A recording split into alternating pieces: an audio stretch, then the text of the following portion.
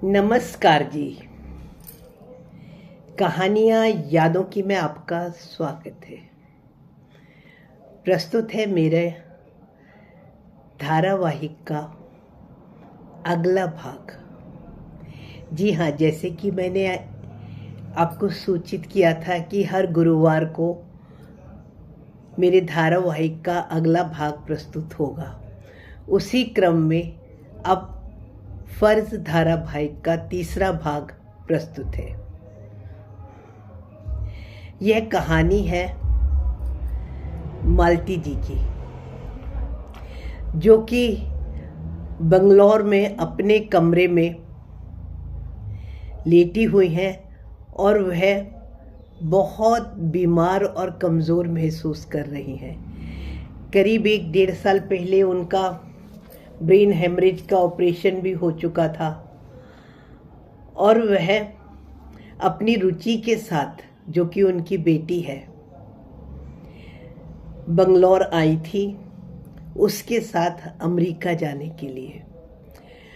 उनकी बेटी ने बंगलौर से ही इंजीनियरिंग करने के बाद कुछ समय बंगलौर में ही नौकरी करी थी और फिर उनका अमेरिका में एक प्रोजेक्ट मिलने के कारण रुचि अमेरिका चली गई थी।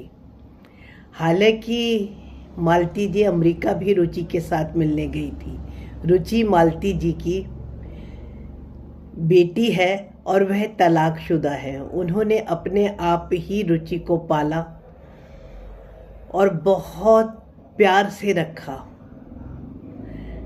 जब वह सेवानिवृत्त हुई, वह सरकार से सेवानिवृत्त होने के पश्चात उनका ख्याल था कि वह बंगलौर बेटी के साथ जाएंगी और वहाँ से अमेरिका चली जाएंगी। बंगलौर में अपना यह वाला फ्लैट तो वह बेच देंगी, परंतु ऐसा कुछ भी न हो सका। जब वह बंगलौर आई और उन्होंने अपनी बेटी के साथ जाने के प्रोग्राम के साथ अपने इस घर को बेचने का ख्याल बना रही थी, तभी उनकी बेटी ने ही उन्हें सूचना दी कि वह अपने एक सहकर्मी से अमेरिका में ही विवाह करना चाहती है। बस उसके बाद मालती जी बेहद डर गई थी, क्योंकि वह तलाकशुदा थी और उनका विवाहित जीवन कोई बहुत अच्छा नहीं बीता था। विवाहित जीवन क्यों, उनका पूरा का पूरा जीवन ही कुछ अच्छा नहीं बीता था। तो वह कुछ परेशान हो गई थी कि कहीं उनकी बेटियों को भी यह दुख ना झेलना पड़े। अपना दुख वह झेल गई, पर बेटी का नहीं झेल पाती। शायद इस सोच के कारण ही वह रात उन पर भारी थी और उनके ब्रेन हेमरेज हो गया था। सरदर्द की जब जानकारी मिली दूसरे दिन भी, तो रुचि ने डॉक्टर को दिखाया और डॉक्टर को दिखाने के बाद में जब रुचि को पता चला कि अब तो एकदम इमरजेंसी है, उनका एक नस रप्चर हो गई है और आज ही ऑपरेशन होगा, तो घबरा करके रुचि ने अपने भाई चंदन को बुलाया। रुचि के पिता ने जो दूसरी विवाह करा था, उससे उनके 2 बेटे थे, चंदन और वंदन। चंदन बंगलौर में ही रहता था, तो रुचि के पास में वह आ गया था और थोड़ी देर को रुचि उसके फ्लैट में भी जाकर के आराम कर रही थी। रुचि ने और भी लोगों को सूचना दी और कुछ रुचि और कुछ वह अपने पुराने समय के बारे में ही सोच रही थी मालती जी, कि कैसे रुचि को उन्होंने प्यार किया। और रुचि जब पढ़ने के लिए बंगलौर गई थी तो पहली बार अकेली गई थी। बस वह यूं ही कुछ सोच रही थी। जब रुचि, अब मेरी कहानी का तीसरा भाग आरंभ होता है। जब रुचि को पहली बार बंगलौर भेजना था, तो पूरी रात मालती जी और रुचि बातें ही करते रहे, परंतु रुचि को भी बंगलौर में ना कुछ अच्छा नहीं लग रहा था। बंगलौर में हॉस्टल में उसके कमरे में साथ रहने वाली राधिका अपना सारा सामान फैलाकर तो रखती ही थी और ज़रूरत का सामान ना मिलने पर वह रुचि का सामान भी बिना पूछे ही इस्तेमाल कर लेती थी। क्योंकि राधिका मैसूर की ही थी, इसलिए वहाँ पर उसके बहुत सारे लोग जान पहचान के भी थे। रुचि के मना करने पर भी वह अपना सामान संभालने की बजाय रुचि से ही लड़ती रहती थी। उसके माता पिता ही नहीं, उससे मिलने के लिए उसके बहुत सारे और भी परिवार के जन आते रहते थे। तो ये सब राधिका के इतने सारे लोग आते हुए देखकर रुचि को और भी ज़्यादा अकेलापन लगता था, पर मम्मी को तो वह कुछ नहीं बताती थी। पर मम्मी को अकेलापन की वजह से कहो या कुछ भी कहो, राधिका उसको तंग करती थी, तो रुचि तो प्रतिदिन और भी अधिक बीमार और उदास होती जा रही थी। कॉलेज में कोई भी छुट्टी हो तो राधिका तो अपने घर मैसूर चली जाया करती थी। रुचि को जब किताबें भी नहीं मिलती थी तो उसे लगता था कि रुचि की किताबें भी अपने घर लेकर वह चली जाती थी। अपनी सहेलियों को पता नहीं उसने रुचि के बारे में क्या बताया हुआ था कि सहेलियां भी रुचि को कोई अच्छी नज़र से नहीं देखती थी, ऐसा रुचि को लगता था। अब कुछ भाषा की समस्या कहो या अकेलेपन की, वैसे तो रुचि खुद भी किसी से बात करना पसंद नहीं करती थी। उस शुक्रवार को उसे बहुत तेज बुखार था, लेकिन राधिका अपने घर चली गई थी। वार्डन को जब पता चला तो उसने बुखार की गोलियां तो रुचि को दे दी, लेकिन पूरी रात बुखार में रुचि नींद में बड़बड़ाती रही। दूसरे दिन कामिनी कॉलेज में ही उससे सीनियर थी, वो रुचि का हाल पूछने आई तो उसने बोला, कहीं राधिका तुम पर काला जादू तो नहीं कर रही? राधिका के साथ कोई भी रहना पसंद नहीं करता था।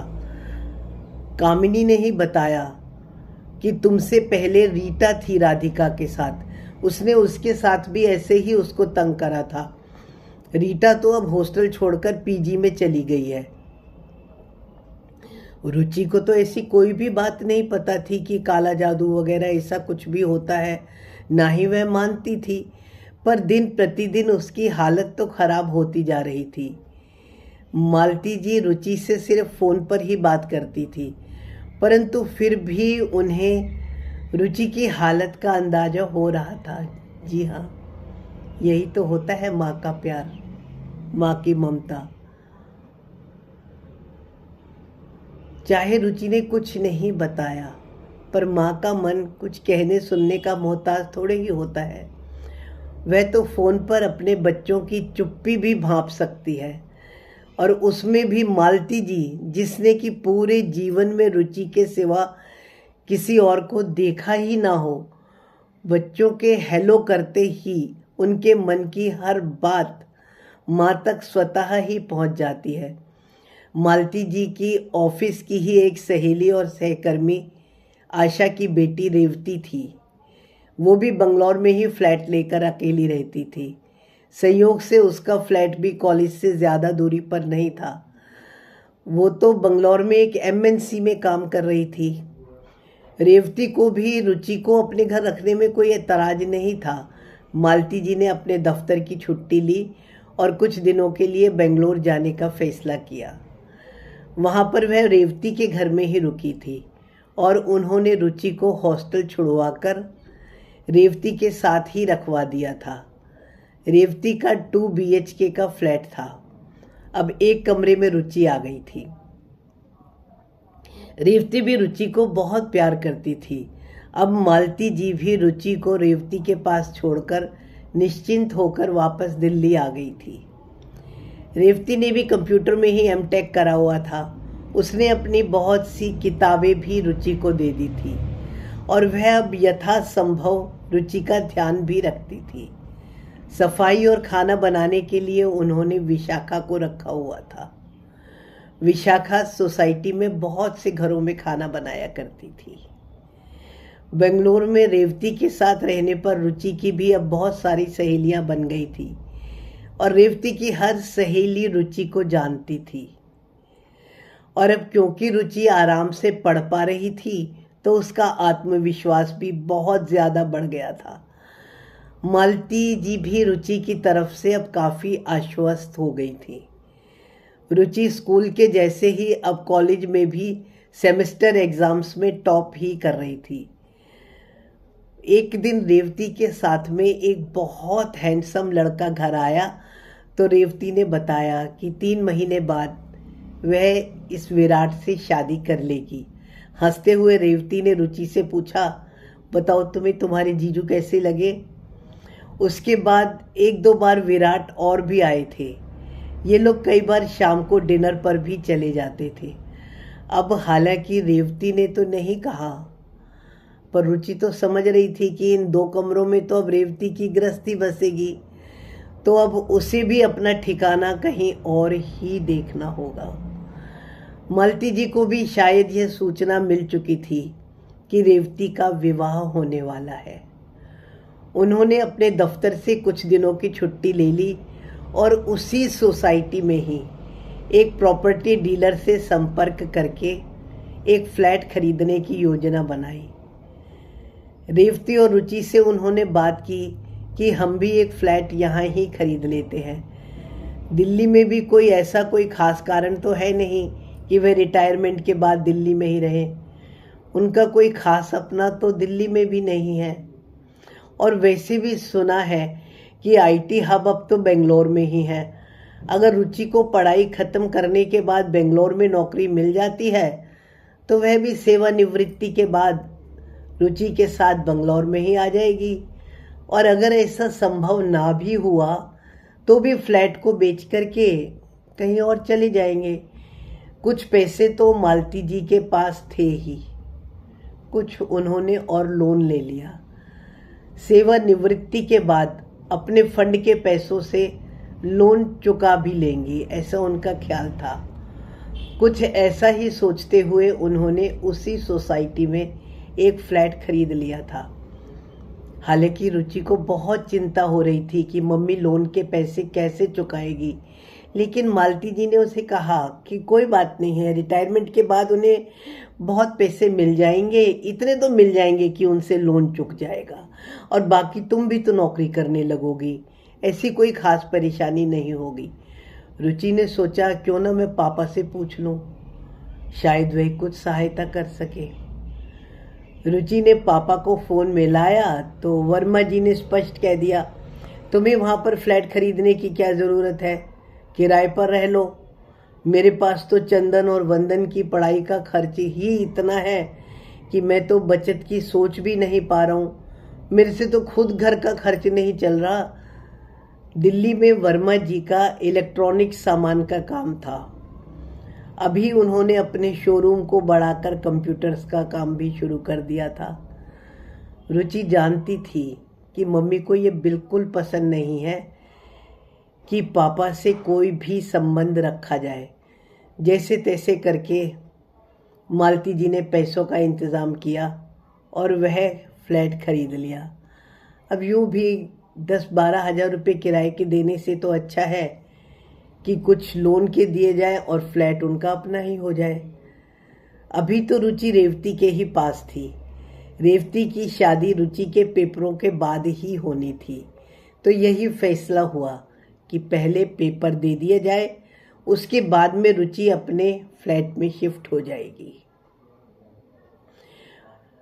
रुचि कुछ ऐसा ही मम्मी के बारे में सोच रही थी और अपने बारे में। मम्मी तो अस्पताल में ही थी। ऐसे ही मम्मी के बारे में सोचते हुए पता नहीं रुचि को कब नींद आ गई। आँख खुली तो उसने देखा वो चंदन के फ्लैट पर ही सो रही थी ना। मम्मी का तो ऑपरेशन हो चुका था, तो चंदन घर पर नहीं था और सुबह के 5 बज रहे थे। रुचि ऐसा सोच ही रही थी कि चंदन कहाँ गया होगा। इतनी देर में ही चंदन ताला खोलकर अंदर आ गया। उसने बताया कि वह बड़ी मम्मी को देखने के लिए अस्पताल गया था।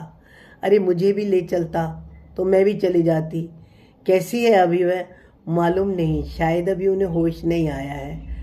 अभी तक तो आईसीयू में ही थी। मैं भी यही देखने गया था कि कहीं बड़ी मम्मी को होश तो नहीं आ गया।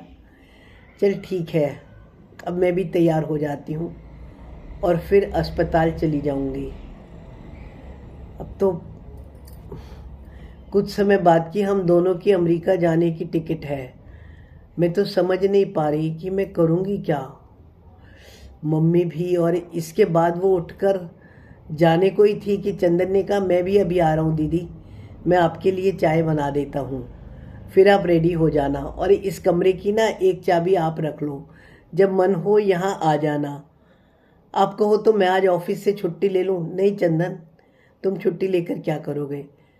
अगर ज़रूरत होगी तो मैं तुम्हें फ़ोन करके बुला लूँगी। ठीक है दीदी। ऐसा कहकर चंदन भी अपने कमरे में चला गया।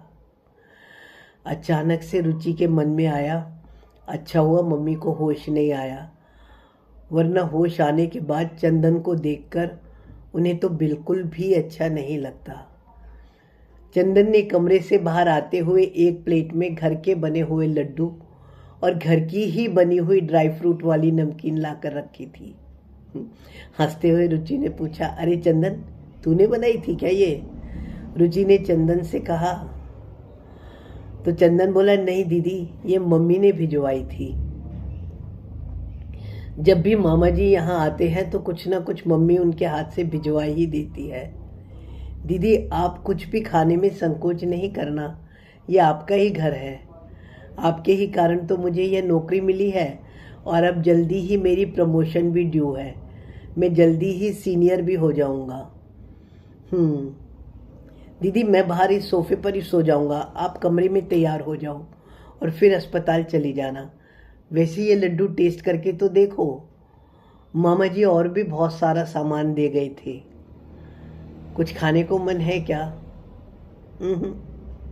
नहीं, मुझे कुछ नहीं चाहिए।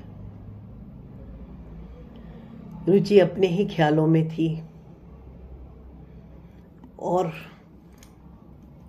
अब वह सिर्फ अपनी मम्मी के पास अस्पताल ही जाना चाह रही थी। वह जल्दी जल्दी तैयार हुई ताकि मम्मी को होश आने से पहले अस्पताल में पहुंच सके। और अब अमेरिका भी जाना है, नौकरी भी, छुट्टियां भी ख़त्म हो रही है। इन्हीं चिंताओं में खोती हुई उसे समझ नहीं आ रहा था वह क्या करे। धन्यवाद जी। यहाँ मेरा तीसरा भाग ख़त्म होता है। अब आगे रुचि के साथ क्या हुआ और उनके ख्यालों से उनके बारे में आप सब जानेंगे अगले बृहस्पतिवार को। तब तक आपका यह क्रम न टूटे, चाहे तो आप मेरे चैनल को सब्सक्राइब कर लें। धन्यवाद जी।